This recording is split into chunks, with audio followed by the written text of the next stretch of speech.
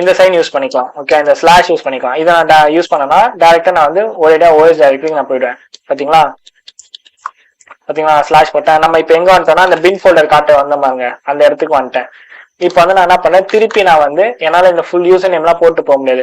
இப்ப நீங்க ஒரு மிஷினை ஹேக் பண்றீங்கன்னு வச்சுக்கோங்களேன், சம்திங் ஏதோ ஹேக் த பாக்ஸ் விளாடுறீங்கன்னு வச்சுக்கோங்க, நீங்க ஷெல் எடுத்துட்டீங்க.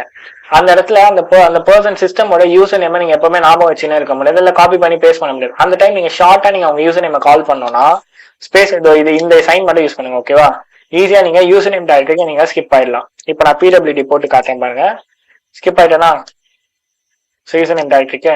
சோ இதுதான் நம்ம இதோட ஒரு சில அட்வான்டேஜஸ். ஓகேவா, இல்ல நான் இப்ப வந்து ஒரு ஸ்டெப் நான் பின்னாடி போனோம்னா நீங்க ஆஸ் யூஷுவல் இந்த மாதிரி நீங்க பின்னாடி போய்க்கலாம். இந்த மாதிரி நீங்க எத்தனை போகணுமோ அத்தனை டைரக்டரி வந்து நீங்க அதுக்கு டாட் வச்சுக்கலாம். ஓகேவா, வச்சுக்கலன்னா இப்ப நான் அகைன் வந்து 2 ஸ்டெப் நான் வந்திருக்கேன்ல, ஸோ நான் இங்க இருக்காங்க 2 ஸ்டெப் நான் வந்து திருப்பி அகைன்